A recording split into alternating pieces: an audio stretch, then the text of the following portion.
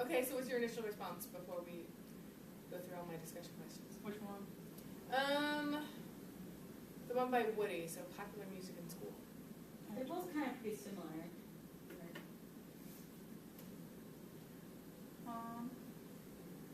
I don't know. They kept using like the word authenticity, and I just found that kind of interesting because they were like, I don't know, I mean, like what exactly is like? Talking about how we should teach. Well, yeah. So unpack that. What do you mean by what exactly is that? Well, I don't know. Like, I guess like music is so subjective and stuff. They're trying to make it sound like there's a right and wrong way almost. Okay. And I don't know if I really necessarily agree with that, but I might have also misinterpreted what they were trying to say. Right, Paris, what do you think about what authenticity is supposed to be? Like to teach music the way that it's like performed, like the way that popular music is learned, the way it's like Yeah, so their use of authenticity is really trying to compare how we teach music in the schools and how we approach popular music to the way that we approach music of other cultures. Right, so if we're teaching about Chinese music, we're usually pretty good at we should, have authentic recordings. Yeah. Teach music the way that they're like the culture they learn it culturally. Yeah. But then we look at things and why don't we do that with popular music? Is there a thought there with that phase? No. Okay. I mean, like, I don't know, I was thinking about it, but nothing actually happened yet. I kind of agree, because like when you look at school settings, it's more like all about classical music, not really about popular music. We don't teach like the guitar, like mantra, like about popular music as much. Right, and think of both areas, right? General music and ensemble setting. What are we, if we're using popular music in the general music classroom, why are we doing that? Or what's our purpose?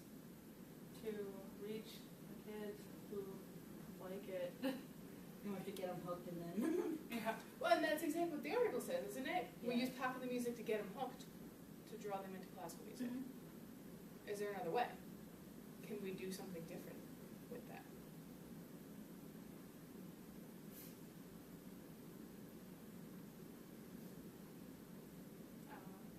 We can use popular music and then teach the concepts that we want to teach them through popular music without making that transition to classical music. That is one of the authenticity things that they're talking about, is being able to teach popular music for the sake of popular music, for the sake of our students being able to continue to play after they leave high school. How many of your friends from bands still play their They instrument? don't play instruments in high school. Right. They don't play them after high school unless they do what? Go into music. They go into music, or if they're really die hard, they might find a community band to play in.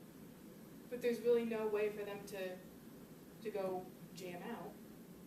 And there's really no way for them to, I mean, they can play by themselves, but that's probably not the reason they stayed in band, right? I can't think of a single person from my band class who still plays, other than like Oscar, but he doesn't count because he's a music major. Right. But then think about, did you have any friends in high school that played bass or played guitar or were in a garage band or had like their own little jam thing going on? Kinda. I won't call them my friends. Okay, well, you knew them. Yeah, I don't know if they still play though, because I don't talk to them. Okay, but you could make the assumption that they probably, Maybe. even if it's, rarely, they might find somebody to jam with, or they might tool around on guitar by themselves. So that's kind of where we're going with this. Any other thoughts on this particular article?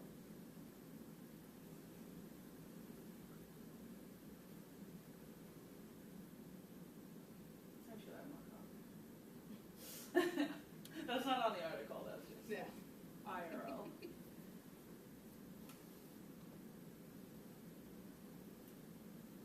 Yeah, it's so interesting, like talk about this disconnect between like what kids are listening to outside of school and what they're doing inside of the school music. Right, and that not only does that happen in general music, but think about your ensemble stuff. Even here. what do you typically listen to outside of this building?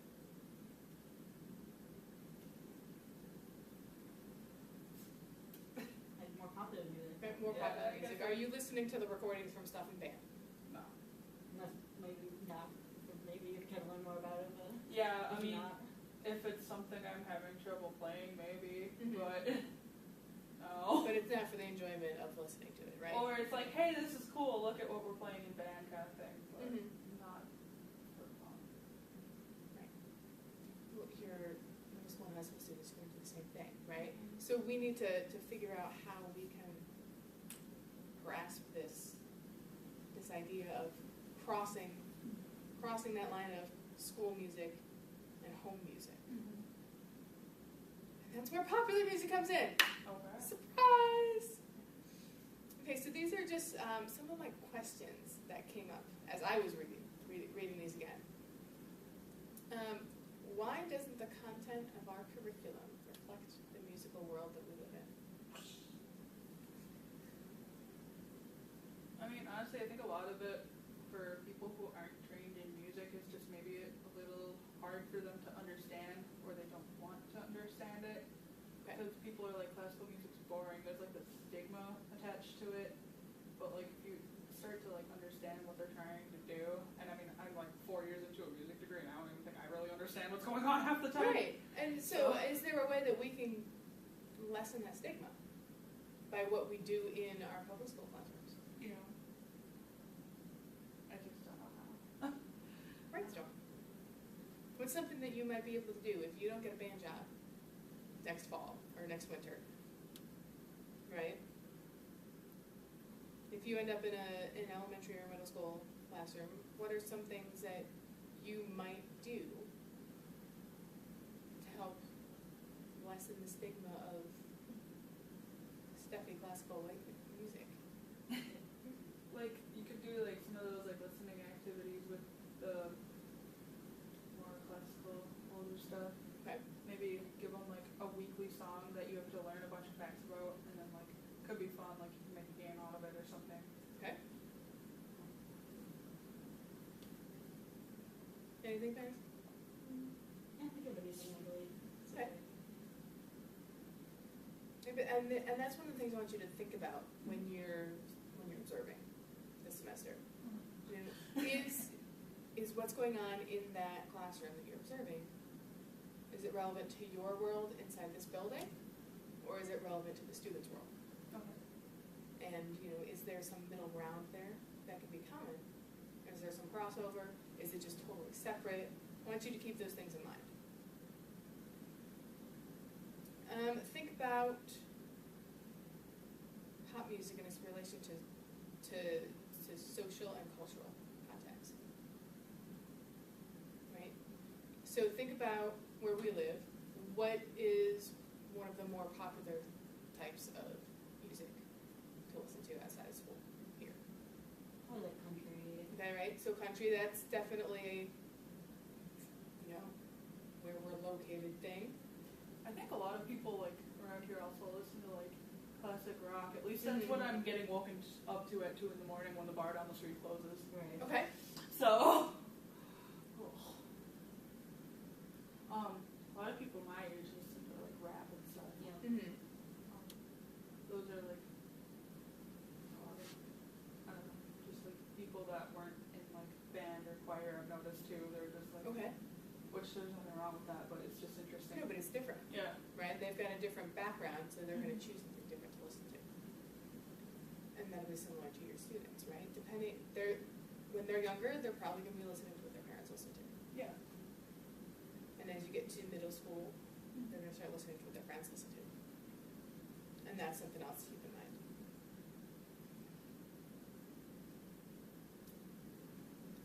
When was the last time that you practiced in a group outside of a sectional? You mean just for fun? Just for fun? Yeah, so like not, say, quintet rehearsal. I was gonna say, does that count? No, that does not count. Does jamming with my brother on Christmas count? Yes. Okay. Oh, and at open mic, I play Okay. with people there a lot. I'll play banjo or mandolin or Mhm. guitar or flute or whatever.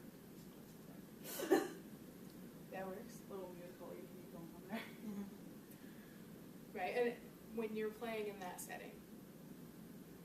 Is your mindset the same or different than when you're playing in a quintet setting? No, it's more fun. Okay, so it's more fun. So it's a different mindset, Because I'm right? improvising, so it's Uh-huh. like I can literally play whatever I want, and it's with people who are like, not that I don't like people in my quintet or whatever, but like it's with people who like aren't classically trained per se, so they're not gonna know if I screw up or Mhm. whatever. They're good musicians still, they're just not like. Yeah, but that's an important key, Yeah. right? And that's going to be an important key for your students. You can still be a good musician without being classically trained. Yeah. And It's like, just the way you go about things. and when I was younger, I didn't believe that, so happy to come to that realization and drop that snobbery a little bit. Mm-hmm.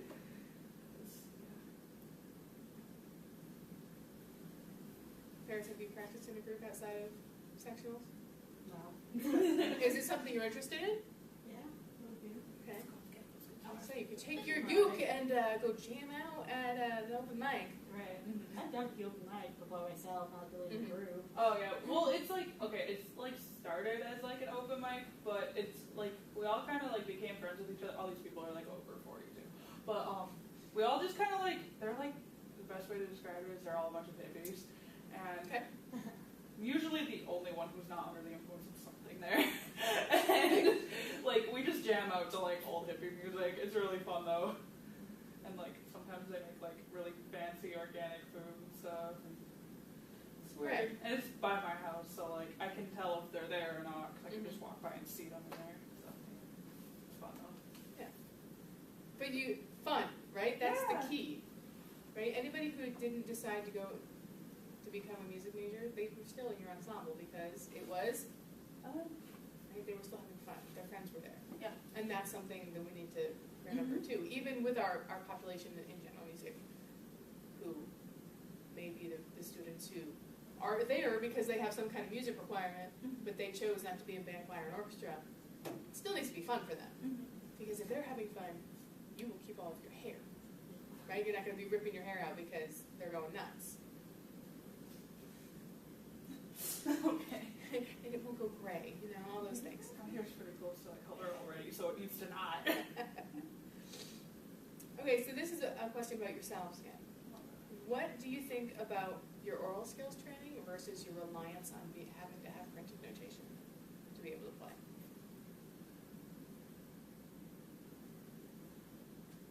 I don't know if I should even answer this question, because it's like, obviously I'm going to know how to do that just because like I can like hear and see notes in my head. Mm-hmm. So it's not really fair for me to answer that question. It's totally fair. Which way do you enjoy playing more? Having to rely on notes or being able to use your ears? Depends. Okay, does it depend on the setting or does it depend on which instruments in your hand? Both.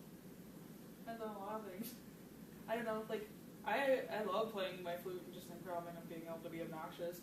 I struggle with doing things by ear, so it's helpful when you get a notation. I understand the importance of Mm-hmm. doing things by ear. Yeah. I don't know, like, tablature I think is kind of stupid for, like, string instruments. Yeah.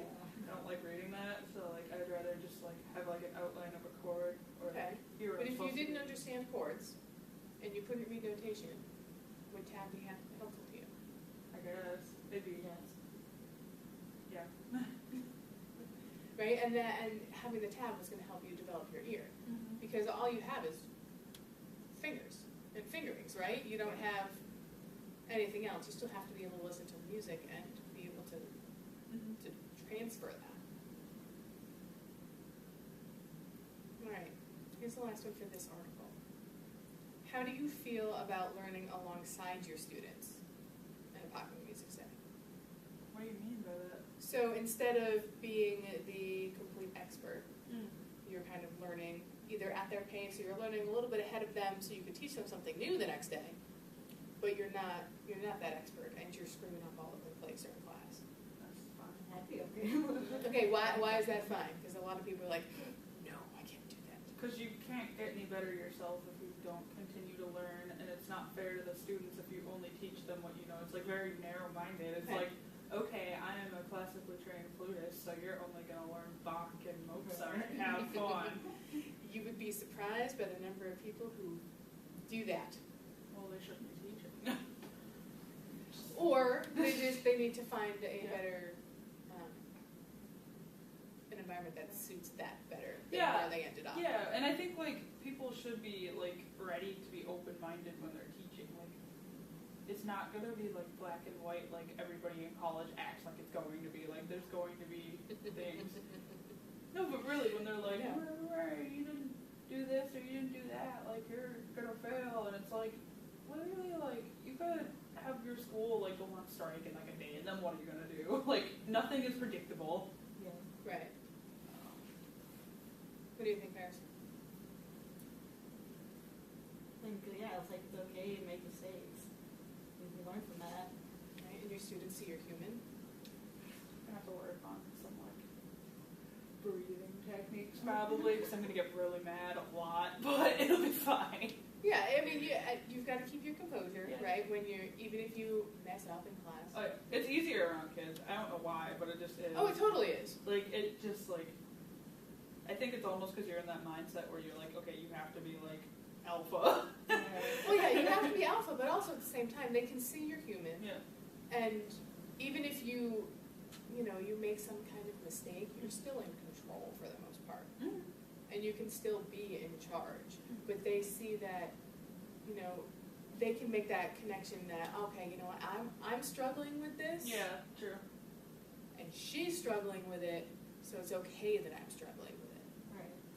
I try to do that when I'm like teaching like food stuff or like whatever to people. It's like, this is not always easy. Like, eventually it'll get kind of easy in some aspects, but like, at first it's going to be hard. It's just like, it's an experience thing for a lot of people. Right. And they see us, like if we're teaching beginning band, they see us being able to play all this stuff, and they're like, oh, it's not hard for you. Why am I having so much trouble? Yeah.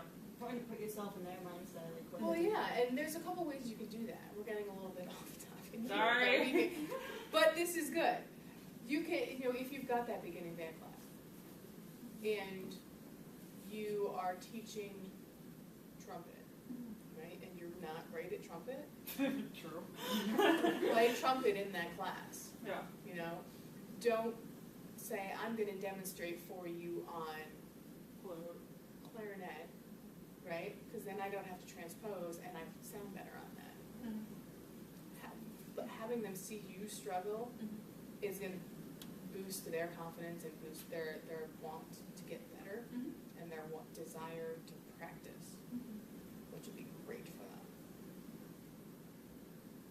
Or you can play clarinet this way.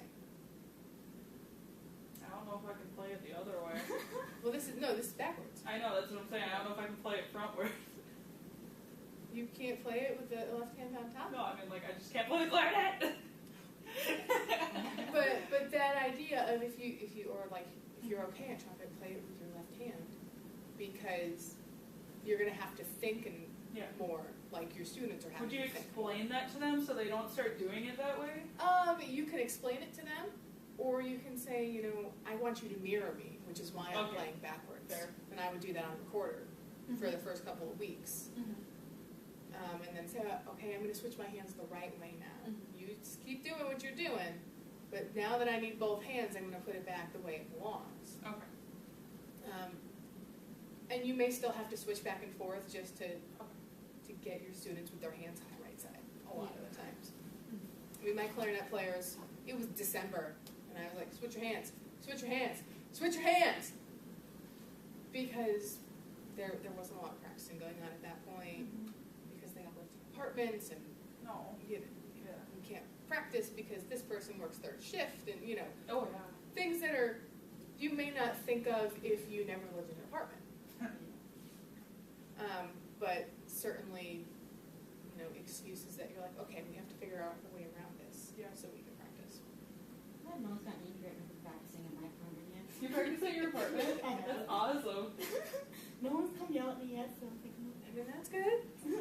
I mean, in my apartment, I probably could have gotten away with practicing, but I wanted to draw as little attention to myself living there as possible because I was terrified to be living there. So, like, I just didn't spend a whole lot of time there. Yeah. Because my neighbors were scary. Okay, do you have anything else about that article before we go to the next one? That was cool, I guess. It was cool. Okay, so we're gonna go to the other one, music education at the tipping point. Do you have any thoughts about that one before we start? General impressions or things that came to mind as you were reading it?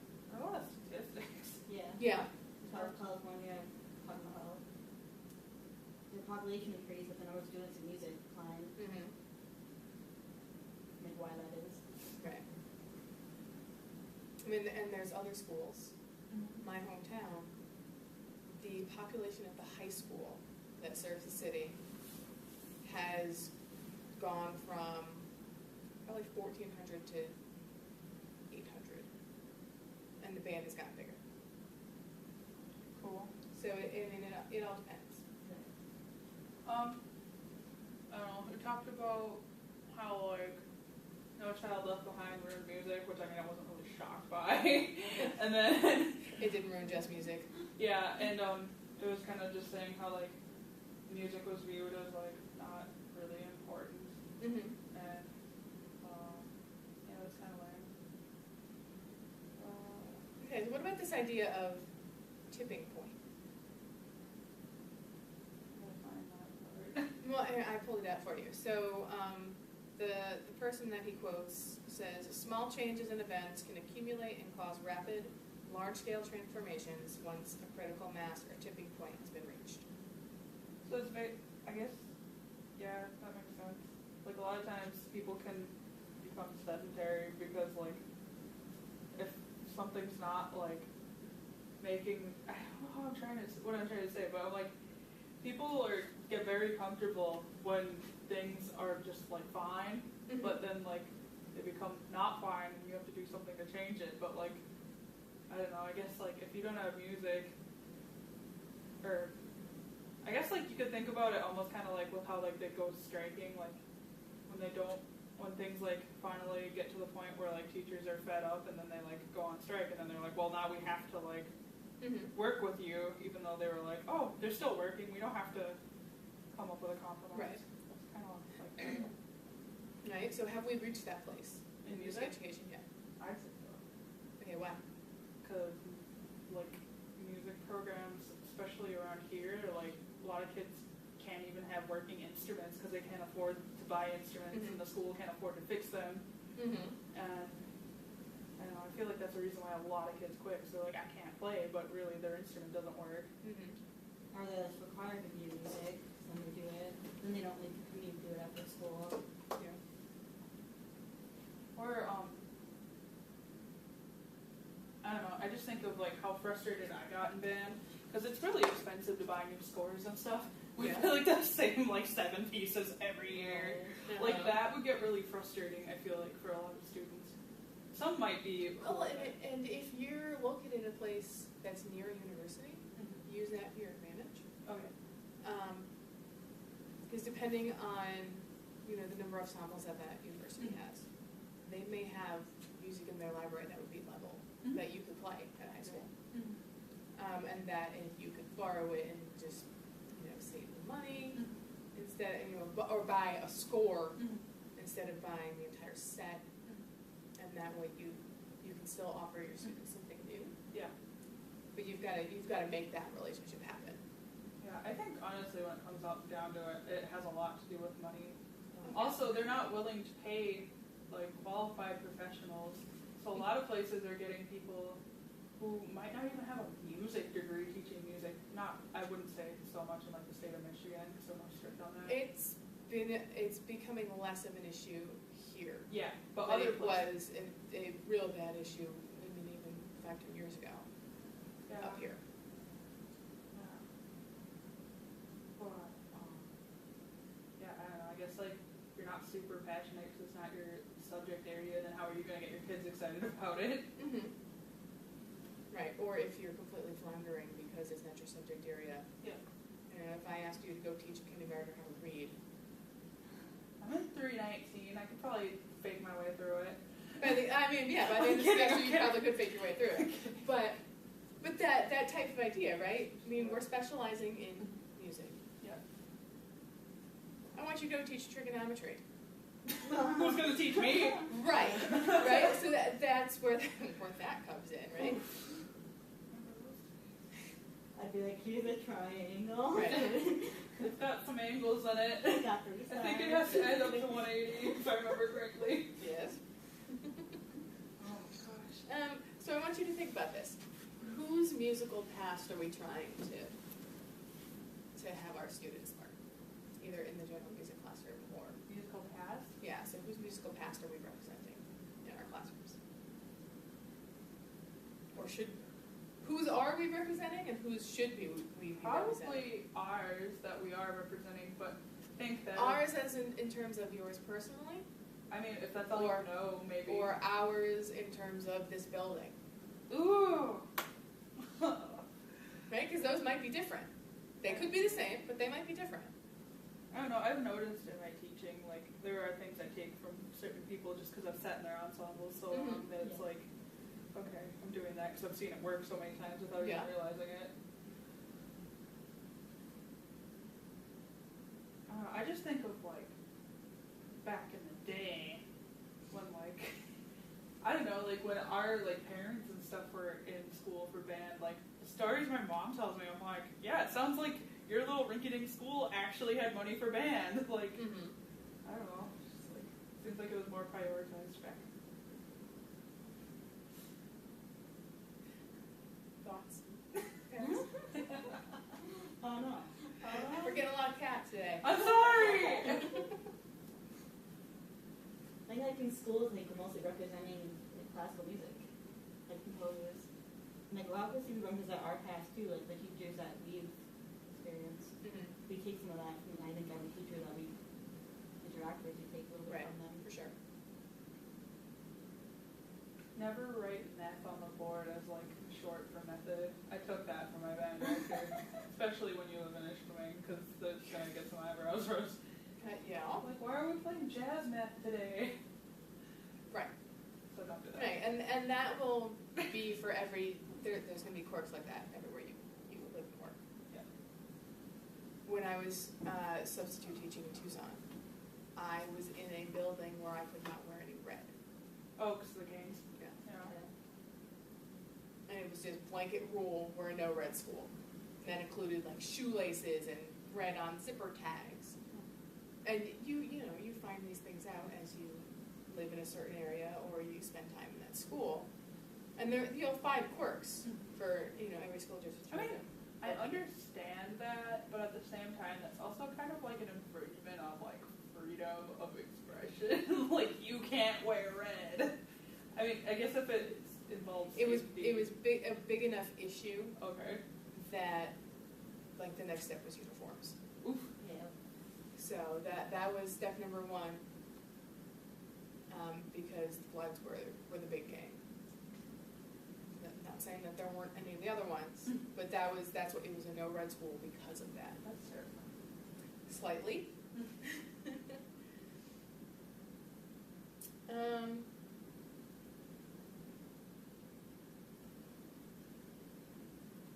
Lost my really good question. I'm sorry.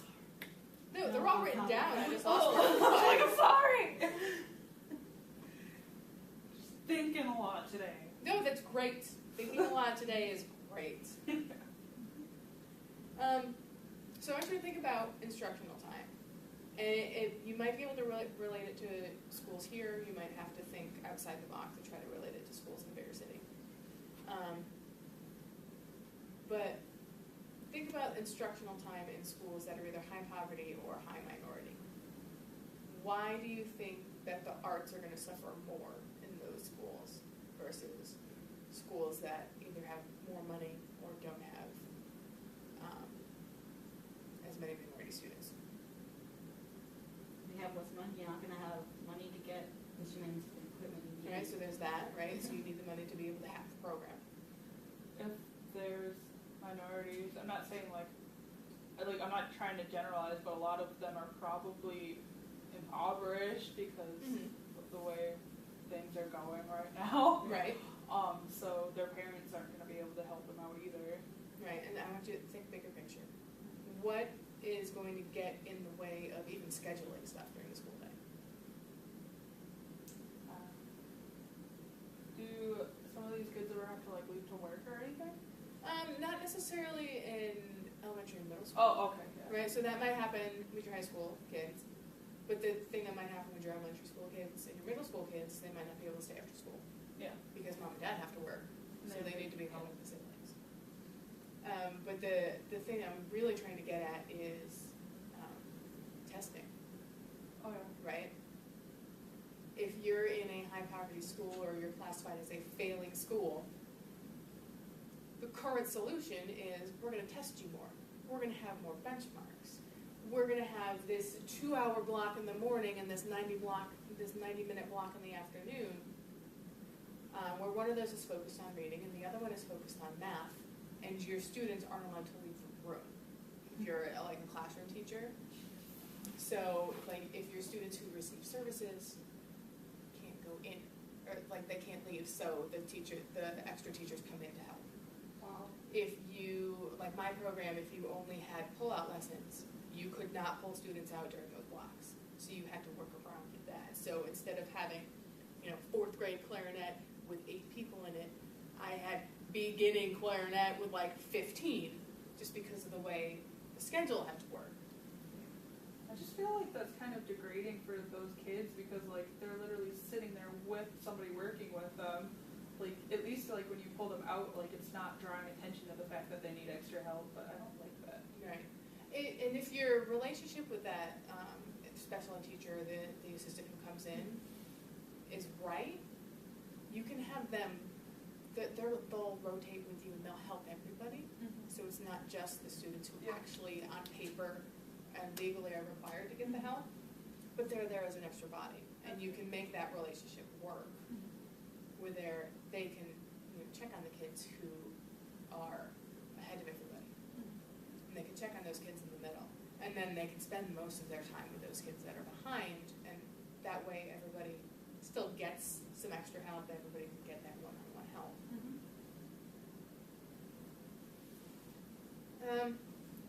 This one was a good one. So they talked about director and teacher. So if you're leading a high school band, are you going to call yourself a director or a teacher? Is there a difference between those two words? Well, I think director, I just think of, you're up there conducting. Okay. I guess like a director kind of is a teacher because like if you look at like anybody like Dr. Kolovitz, Dr. Flaherty, Dr. Gergen, like they're all teaching us while they're up there. They might be mainly like conducting the group, but they're still teaching things. I don't know. I guess like they could be used synonymously, but I guess like director probably has more of a like connotation of authority. Okay. Because like teacher, like like threw a spitball at the teacher, but like director just sounds like more to me anyway. But All right. So what are you going to call yourself? Are you going to call yourself a band director, or I call myself band teacher, or I teach band, I direct the band? Like, I want you to think about the terminology you're going to use. It also separates being a music teacher from the other professions a little bit. It's like I'm an art teacher, I'm a math teacher, I'm this, that. But like band is so different and so involves so many parts that it has a different name as like a director. Okay. And I think that would be kind of cool to distinguish band from other subjects just because not that there's not a lot that goes into like being a math teacher or whatever, but you have to like learn all these different instruments, you have to learn how to conduct, you have to learn how to play your own instrument. Like I just think that it deserves like a more Okay. out there. Fair, Stephen, thoughts? I don't know. I think it's kind of up to you, what you want to do, but So which one are you going to do next winter when you get hired at a high school? I think probably go for a teacher. Okay. Depend on the age group, I think. Because Yeah. like Okay. I'm not gonna be like elementary school director. The kids aren't even gonna be able to say the word. They're gonna be like, Durr. I think more like high school, Yeah. like director. Okay. Yeah. And Go ahead. I was just gonna say I think like other teachers would take you more seriously too. They're like, I'm the director of bands. They're just like, I teach band. so we're going to jump back to general music. What do you think of the currently, or based on these articles, what are the most popular selling instruments right now? It's everything. Wait, in just general music? Just in general, what are the two most popular instruments that are selling? Probably guitar. Probably guitar, keyboard, and ukulele. Guitar and keyboard at this point, right? Yeah. Because this article, I think it's this article, talks about, because it's from 2007, that's what was like the start of the ukulele phenomenon, which is totally a thing now. Mm-hmm. Right? There are ukulele classes all over the place in the elementary schools. Mrs. Vickers has one. Does Donna have one? Not that I know of. Okay. I mean, we had them in Bridgeport. We got a grant to get a classroom set of ukuleles, and it was like a ukulele club. But that's a thing. So we hit that tipping point, and everybody's starting ukulele. Mm-hmm. So if keyboard and guitar are the top selling instruments, right? What can you do if you play keyboard or guitar? Teach them. Okay, you can teach them. If you're a student who has learned how to play them, what can you do? Wait, what? If you're a student who has learned how to play guitar or keyboard in your general music class, what can you do? Use them. How?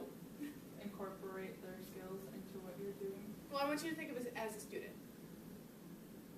You are in 8th grade, freshman year-ish. You have learned how to play guitar and or keyboard in the general music class. What can you do with that? You could even help the teacher teach, like say you're teaching a song and they want to give that student a little bit of like a leadership role. Mm-hmm. You could give them chords or teach them chords or whatever, and then it'd be like having an accompanist. Almost. Okay, so they can accompany you. Yeah. Okay, think outside school. What can you do with that? Maybe form a group and play together. Form a group and play together. You can play by yourself and sing at the same time, Whoa. right? Because when you have something in your face, you can't sing while you're trying to put air through an instrument. Right. I want you to refer to Ian Anderson. I mean, I know you can beatbox and play flute. Growling. I guess you can growl, but you can't like communicate with words that can be understood. Challenge accepted. Okay, I expect to see that at your recital. Yeah, good luck getting that through, Claudia. Right, but these are the things, as teachers, we need to think about when we're teaching middle school and high school students, right? If our overall goal is to have lifelong consumers and, consumers of music, we need to help them be able to consume it, right? In a way, but we also need to be able to help them to be active participants. Yes, you can still go to a concert. Yes, you can go buy, stuff off of iTunes, because right now nobody buys CDs, right? But they can also I can go hang out in the garage and jam. We can go sit by the campfire and jam. Even if they're playing and they don't sing, somebody else can sing while they're playing around the campfire, right? And these are the things we want our students to be able to do when they leave us, right? We still want them to be able to enjoy the music. If they want to perform, they have the tools. Yeah.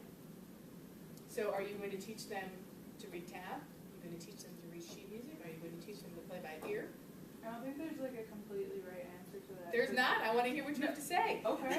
Well, I was just going to say, students all learn differently. Some of them might learn better by ear. Like, I was definitely one of those students who had an easier time learning by ear. And, I don't even think I actually read music until I was about 16. Mm-hmm. So, I'd say, for students like that, yeah, definitely, I would introduce reading music, but, not to the point where they get frustrated and quit. But, kind of just slowly start spoon-feeding that to them. But Or enough. Yeah. Right? That there's the students who really latch onto that. Yeah. They can go farther. Yeah, well, right? I mean, I guess it's hard because there's only one of you, but then, the students who are, really, I guess, this is probably outdated, but, left-brained and really need that, physical representation of the music to play, I guess, teach them that maybe while they're reading that, they could play it because they read it, and then the person who needs to hear by ear could start learning from listening to them. There's a lot in our job. We have to do a lot of things. I know. Oh my gosh. Welcome. Oh.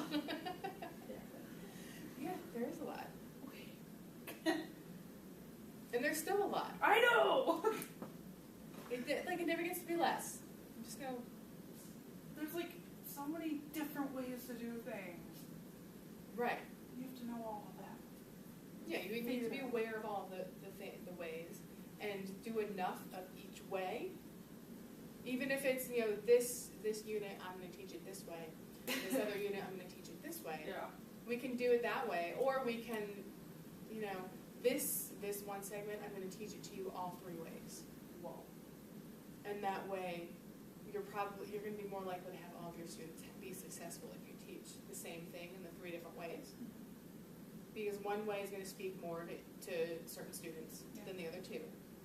And there are some students who need to see maybe 2 of those ways to be able to compare things and cross-reference and get the whole picture. Yeah.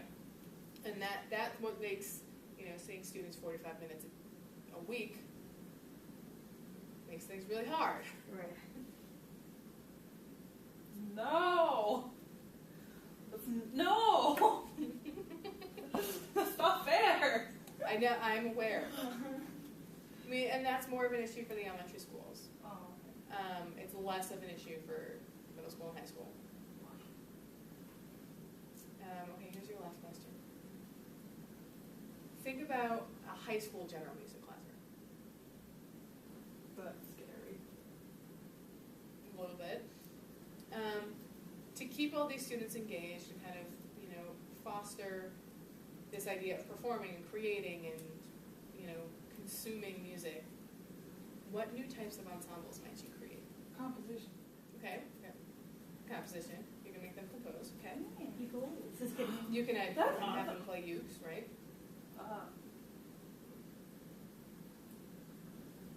Maybe have them have like their own little like garage band kind of things. Like they all pick their instruments, and then you could have like a concert whenever they're ready, and it's all kind of up to them, but you like assist them, and they have like guidelines and stuff. Yeah. And they like build off each other's ideas. They have like a little like America's Got Talent, but they're all playing in the same kind of ensemble. Maybe someone learns guitars, maybe a drum set or something. Yeah.